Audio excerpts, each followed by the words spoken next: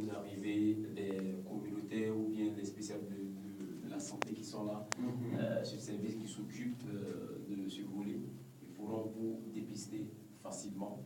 Et puis, comme on le dit, je le dis en langue locale, c'est une maladie comme tout autre.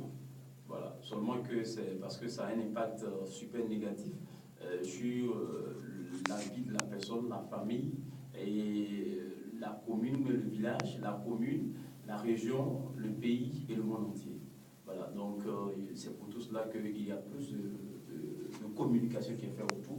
Sinon, on peut parler aussi du palud qui sévit aussi.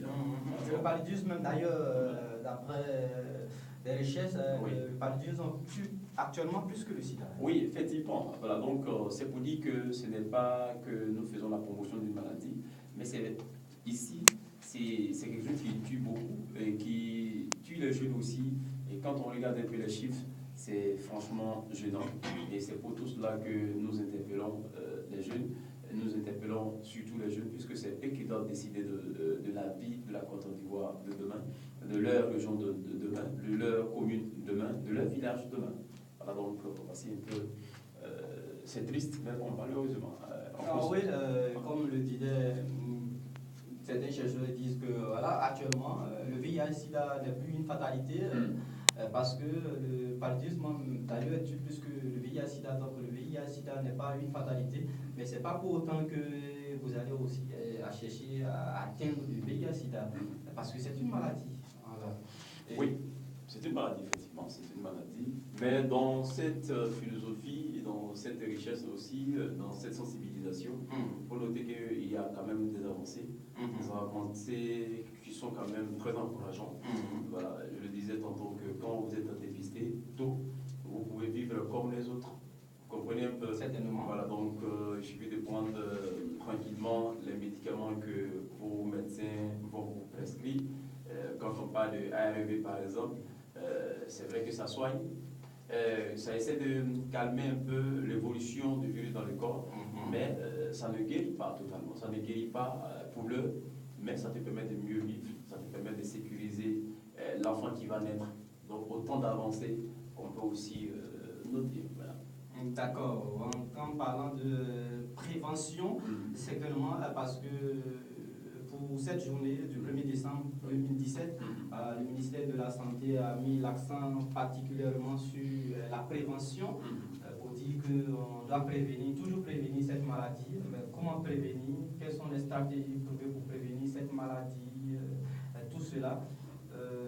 C'est aussi important quand même de prévenir la maladie parce que on se dit que la prévention est un moyen aussi efficace pour pouvoir lutter contre le VIH. Oui, quand tu sais que tu dois te préserver, ce sont quand même des moyens. Donc on te donne, vous comprenez un peu, on te dit simplement pour avoir des rapports sexuels, il faut se protéger. Voilà, donc je me rappelle, quand j'étais dans une autre radio à l'Ouest, on faisait une émission dénommée Sida dans la cité. Il s'est trouvé qu'il y avait un outil de préservatif en ville. Et nous avons mené une enquête, il s'est trouvé que certaines boutiques ou boutiquiers refusaient quand même de vendre des préservatifs. Bon, je pense que ici ce n'est pas le cas, même si je ne fréquente pas trop les boutiques dans ce domaine d'achat des préservatifs. Mais bon, c'était quand même difficile. Voilà. Non, moi j'en ai assez. La preuve, comme il plus partage. Moi j'ai été victime de cela. Mais simplement demander est-ce que vous avez préservatif? Il a fallu me gifler ce boutiquier-là. Ah d'accord. Donc il y en a ici, vous comprenez. Bon, mais c'est vraiment pas juste. C'est vraiment pas juste. S'il y a des préservatifs, tu regardes donc. Non, s'il y a des préservatifs, il n'y a pas de problème. Oui. Vous comprenez? Aujourd'hui, souvent, il y a des gens, ceux qui ont des maquis, est-ce que c'est eux tous qui consomment? Non. Voilà. Donc, c'est aussi simple que ça. Tu le fais pour l'autre, tu ne produis pas pour toi-même. C'est parce qu'on comprend mal les choses. Sinon, tu ne produis pas pour toi-même. Tu ne vends pas pour toi-même. Est-ce que le boutiquier va lui seul utiliser les préservatifs? S'il doit utiliser, il ne va pas mettre ça dans sa boutique. Vous comprenez un peu? Donc ça a franchement créé un peu de bruit lorsque nous avons parlé de tout cela sur les antennes et on a mené encore un reportage sur le terrain. Il s'est trouvé que les gens n'en vendaient pas du tout, n'ont plutôt arrêté de vendre parce que les disent non, moi je ne vends pas ça, ça a changé, maintenant il n'y en a pas, il y a rupture, et ainsi de suite. Donc nous avons trouvé quand même des structures qui vendaient tout cela pour le bien-être de la population. Donc en termes de prévention, il y a aussi l'usage des préservatifs. Bien sûr, où en trouver, ouais. C'est ça qui est le véritable problème. Oui, où en trouver, mais je pense que ici à Kwasi-Kwasi-Gro, il y a des boutiques qui sont quand même favorables. Hein. Voilà. Il y a des boutiques où on peut en avoir. Voilà, mais certainement, si on veut parler de où trouver réellement le préservatif, on fait allusion quand même, comment on appelle là, la pharmacie. Oui, à la pharmacie. La pharmacie, quand même, mais il faut dire qu'à la pharmacie aussi, c'est un peu cher. Ah bon, ah, oui. Bon, je pense que... Donc, pour pouvoir lutter efficacement contre cela, il faut quand même réduire le prix des préservatifs. Les préservatifs sont quand même réduits. Hein. Le prix est franchement réduit, à ce que ça change. Vous comprenez? Parce que avoir 4 préservatifs à 100 francs, à 200 francs, cher ami, je pense que c'est pas trop. Vous savez, à la pharmacie, il y a plusieurs gammes de préservatifs.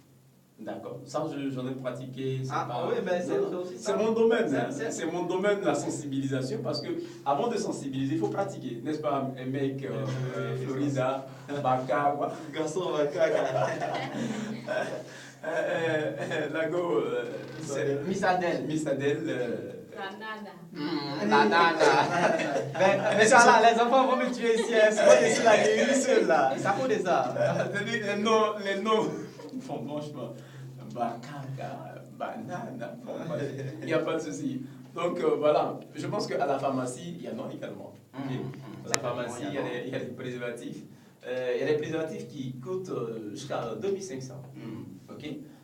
J'ai eu la chance d'acheter des préservatifs un jour dans une pharmacie qui coûtaient 1400 francs. Voilà, 1400 francs. Mais Bruno, je t'invite quand même à consommer ce produit parce que c'est pour ta vie. Vous voyez, c'est la raison pour laquelle je dis qu'il c'est cher parce que l'ivoirien est la qualité mais moins cher. Ah d'accord, il y a la qualité aussi et puis il y a moins cher. On veut la qualité qui doit être moins chère. Mais c'est que, bon, c'est pas de qualité et puis c'est moins cher. Et puis c'est moins cher, c'est pas vrai. Même si c'est pas, il n'y a pas la qualité comme vous souhaitez, au lieu de peut-être avoir 2500 francs, il y a moins 200 francs qui a la même protection. Voilà. Qui a la même protection. Ce qui diffère, c'est certainement le parfum qui est autour de le produit. D'accord. Et puis c'est super joli, quoi. Voilà. C'est super joli. Ouais. Non, c'est super joli. Ah oui, monsieur là, tout en parlant de prévention, protection, il faut dire que les préservatifs, quand même, sont les moyens sûrs de protection, mais pas à 100%. Oui. Donc, est-ce qu'on doit avoir aussi d'autres éléments de prévention, d'autres moyens de prévention? Oui, d'autres moyens de prévention, comme je le dis, nous mettons l'accent sur le dépistage. Voilà, il faut faire le dépistage volontaire. Vous comprenez? Quand on parle de dépistage, vous savez que nos auditeurs ne sont pas trop informés. Le dépistage, c'est quoi? Oui, effectivement. Tout ça, comme il y a une émission dénommée Il faut un sida, tous les samedis de 14h30 à 15h, on décortiquera tout cela, mais comme c'est la journée mondiale de lutte contre le sida, on fera pas quand même de donner beaucoup d'informations aux auditeurs. Pour dire que dépister, c'est faire un test. Faire un test où on va analyser soit ton sang pour voir effectivement est-ce que le virus fait partie de ton corps. Et voilà, donc je explique ça terre à terre. Okay? Pour dire qu'on va faire un test de dépistage. Je m'en vais prendre le sang, on va l'analyser pour vérifier est-ce qu'il y a le virus dans mon corps. D'accord? Et donc, comme le disait tout à l'heure, le préservatif n'est pas super garanti. Si aujourd'hui, moi qui vous parle, je fais mon test de VIH par exemple, d'accord? Et puis madame fait également son test. Il n'y a pas de problème. D'accord? D'accord. Voilà. Vous pouvez avoir des rapports non protégés parce que vous connaissez déjà, tu connais le statut de votre partenaire. Vous comprenez? Donc, ça, c'est aussi un moyen super sûr. Voilà. Qui est vraiment sûr, un moyen qui est très sûr. Et quand c'est comme ça, j'avoue que il n'y a pas de problème. Tu peux ne pas utiliser le préservatif parce que, ça demande la fidélité. Vous comprenez? Parce que tu n'as pas demandé quelqu'un qui est dévergondé, excusez-moi de l'expression, mais quelqu'un qui a plusieurs partenaires. Vous comprenez que ce n'est pas évident que tu puisses franchement convaincre votre partenaire à faire le test de dépistage. Vous comprenez? Je me rappelle quand je fais le test pour la première fois, c'était